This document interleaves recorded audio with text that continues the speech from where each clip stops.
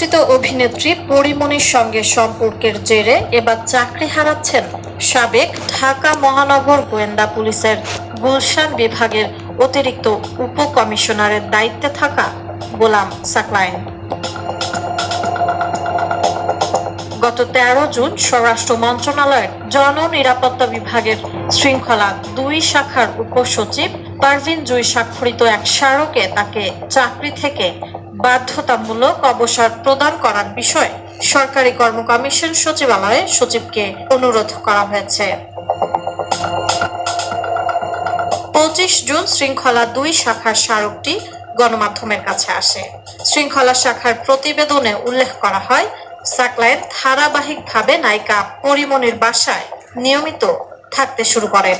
বিভিন্ন সময়ে নায়িকা পরীমনির বাসায় সাকলায়েন অবস্থান করেছেন বলে মোবাইলের ফরেনসিক রিপোর্ট দেখে প্রমাণ পাওয়া যায়। রিপোর্ট পর্যালোচনা করে দেখা যায়, কথোপকথন সাধারণ পরিচিতি বা পেশাগত প্রয়োজনে স্থাপিত কোনো সম্পর্ক তাদের নয়, বরং সেটি বিবাহ বহির্ভূত একটি সম্পর্ক।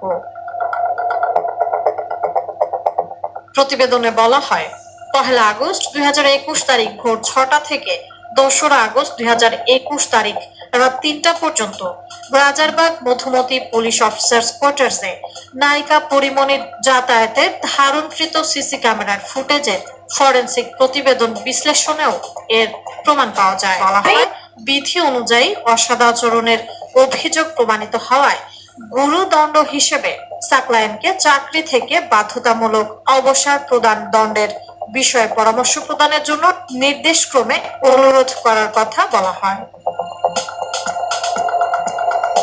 সাকলায়েন বিবাহিত ও এক সন্তানের বাবা হওয়া সত্ত্বেও পরীমনির সঙ্গে তার বিবাহ বহির্ভূত সম্পর্ক স্থাপন, নিজ স্ত্রীর অবর্তমানে নিজের সরকারি বাসভবনে সময় কাটানোর মতো ঘটনা বিভিন্ন প্রচার মাধ্যমে তা প্রচারিত হওয়ায় সরকারের ভাবমূর্তি ক্ষুণ্ণ হয়েছে বলে সেখানে উল্লেখ করা হয়। উল্লেখিত অভিযোগে তার বিরুদ্ধে বিভাগীয় মামলা হয়। সাকলায়েনের বিভাগীয় মামলার তদন্ত প্রতিবেদন, সাক্ষীদের জবানবন্দি, অভিযুক্তের আত্মপক্ষ সমর্থনমূলক লিখিত জবাব, মৌখিক বক্তব্য ও অন্যান্য কাগজপত্র আবারও বিস্তারিত পর্যালোচনা করা হয়।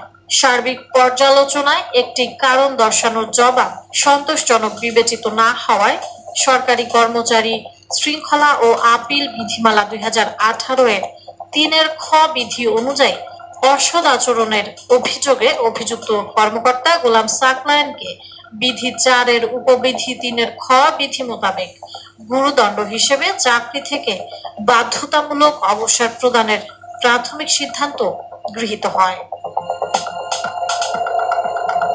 এর আগে 2021 সালের 1 আগস্ট পুলিশ কর্মকর্তা সাকলায়েনের সরকারি বাসভবন রাজারবাগের মধুমতি ফ্ল্যাটে যান পরীমনি।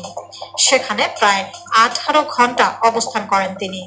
পরে পরীমনি সাকলায়েনকে নিয়ে একটি সিসিটিভি ফুটেজ প্রকাশ পায়। পরীমনির সঙ্গে এডিসি গোলাম মোহাম্মদ সাকলায়েনের সম্পর্কের উপলক্ষ এক মামলার তদন্ত 2021 সালের 13 জুন উত্তরা বোট ক্লাবে ধর্ষণ চেষ্টার অভিযোগে ব্যবসায়ী নাসির ইউ মাহমুদের বিরুদ্ধে মামলা করেন পরীমনি। পরদিন উত্তরা থেকে তাকে গ্রেপ্তার করে গোয়েন্দা পুলিশের গুলশান বিভাগ। ওই সময় পরীমনিকে জিজ্ঞাসাবাদের জন্য ডাকা হয় গোয়েন্দা কার্যালয়ে। তখনই পরীর সঙ্গে প্রথম পরিচয় সাকলায়েনের।